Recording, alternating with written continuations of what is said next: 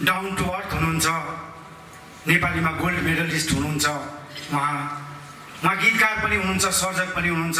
एक साधारण व्यक्तित्व जसले कहिले पनि अहङ्कार र घमण्डलाई आफ्नो नजिक आउन दिएन। अति आदरणीय मनोज थापाज्यू, भारप्राप्त सभासद सूचना एवं सांस्कृतिक विभाग, उहाँलाई आफ्नो छोटो सम्भाषण राखिदिने सादर आग्रह गर्दछु। सायदै इतिहासको पानामा, गोर्खाको इतिहासको पानामा यो दिन कहिले बिर्सिन नसक्ने दिन बन्न सक्नेछ। किन भन्दाखेरि हामी पूर्वग्रहले त्रस्त भएर छिमेकीलाई पनि चाहिँ राजनीतिक चस्मा लगाएर चाहिँ टेढो आँखाले हेर्ने हाम्रो एउटा परिवेश हामीले सृजना गरेका छौँ। हामीले सृजना गरेको हेर्नुहोस्। त्यस्तो अवस्थामा विचारहरूको मतान्तर हुँदै पनि हामी आज एउटा मञ्चमा छौँ र यो साँच्चै नै एउटा ऐतिहासिक र हाम्रो गोर्खाको इतिहासमा स्वर्ण अक्षरले लेखेको दिन हुनेछ। घोडा मोमोको पहाड डल्लै हरियो हुँदा पनि चाहिँ म सानो थिएँ त्यति बेला, क्लास 13 वर्षको थिएँ। त्यति बेलाको त थाहा छैन। त्यहाँदेखि उता मैले हरियो झन्डालाई समर्थन गरिनँ। तर मैले जब यो आफ्नो दिमागको बिर्को खोलियो र बुझ्ने भए, तब हाम्रा श्रद्धेय सुभाष घिसिङज्यूको एउटा कुरा असाध्यै मनपर्छ। त्यो स्वतको अनुहारको खोजी र गोर्खात्वको पहिचानको रूपमा हामीले गर्नुपर्ने कर्तव्यहरू। र अगमसिंह गिरीले तिमी त नचिनिने भएछौ भनेर चाहिँ भन्नुभएको थियो र त्यसरी नै तिमीले अर्काको युद्धहरू धेरै लडिसक्यौ, अब आफ्नो युद्ध लड्नुपर्छ भन्ने उहाँले जुन प्रकारको युद्ध र यता खण्डकाव्यमा भन्नुभएको थियो, त्यसैको प्रेरणा स्वरूप श्रद्धेय स्वर्गीय सुभाष घिसिङज्यूले हामी सबैको मनमा गोर्खात्वको भावना रोपेको थियो। अनि यो गोर्खात्वको भावनाले गर्दा नै आज हामीले भारतीय परिप्रेक्ष्यमा संवैधानिक व्यवस्थाको कुनै व्यवस्था नभए तापनि चाहिँ गोर्खाहरूको भिन्दै के पर्छ भन्ने चाहिँ उहाँले नै चाहिँ एउटा सृजना गर्नुभएको व्यवस्थामा हामी छौँ। अहिले अरू जग्गा विभिन्न प्रकारको जब जिल्ला परिषदहरू यहीँबाट सिलगढीदेखि ओह्रालो गयो भने जिल्ला परिषदहरू छ जो संवैधानिक व्यवस्था हो। तर हामी संवैधानिक व्यवस्थामा भए तापनि हाम्रो गोर्खाहरूको चाहिँ भिन्दै के पर्छ।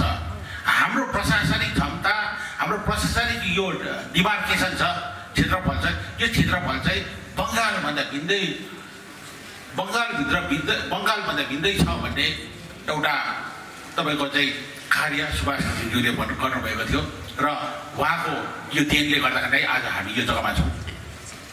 र सुभाष घिसिङज्यूको विभिन्न व्यक्तित्वहरू छ। अघि हाम्रो आनन्द भाइले भन्दै थियो एउटा व्यक्तित्व हो तपाईँको चाहिँ जातिवादी व्यक्तित्व,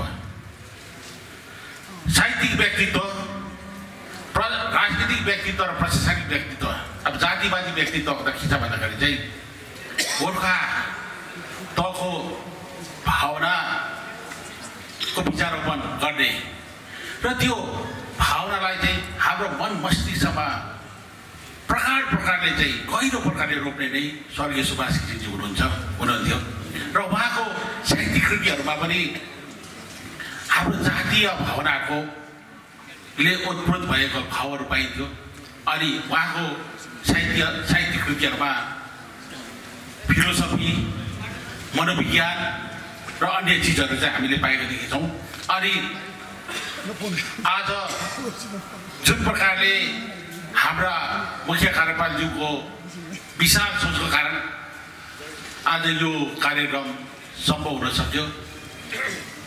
हामी जुनै पार्टीमा भए तापनि, जुनै सङ्गठनमा भए तापनि, जुनै झन्डामा भए तापनि चाहिँ हामीले कहिले पनि चाहिँ आफ्नो तह र गोर्खात्व बिर्सिनु हुँदैन। त्यो गोर्खात्व नै चाहिँ हामीलाई भारतीय परिप्रेक्ष्यमा चाहिँ चिनाउने, हामीलाई भारतीय परिप्रेक्ष्यमा चाहिँ सङ्घर्ष गर्ने चाहिँ एउटा मनोबल हो। अनि यो गोर्खात्वलाई चाहिँ सधैँ हामीले बचाएर राख्नुपर्छ भन्ने उद्देश्य हो। प्रशासनिक रूपले, राजनीतिक रूपले भारतीय परिप्रेक्ष्यमा हामी न्याय पाउँछ पाउँदैन त्यो ग्यारेन्टी छैन। किन भन्दाखेरि हामी भारतीय परिवेशमा गणतान्त्रिक परिवेशमा हामी अल्पसंख्यक छौँ। अल्पसंख्यक भएको कारणले गर्दाखेरि चाहिँ राजनीतिक रूपले चाहिँ हामी न्याय पाउँछौँ कि पाउँदैनौँ त्यो थाहा छैन।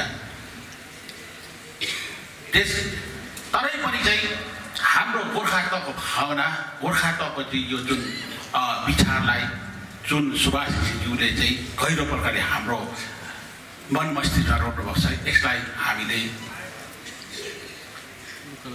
मलजल गरेर चाहिँ अगाडि बढाउनुपर्छ भन्ने एउटा भावना राख्दै र आज हाम्रा बुढामा रेणुका सुब्बाज्यूलाई धेरै धेरै शुभकामना दिँदै अनि हाम्रा सम्पूर्ण टिम जसले चाहिँ तपाईँको यो कार्यक्रम गर्नुमा चाहिँ योगदान दिए, यहाँहरू सम्पूर्णलाई चाहिँ धन्यवाद दिँदै मेरो दुई शब्द यही सम्बन्ध गर्न चाहन्छु। धन्यवाद।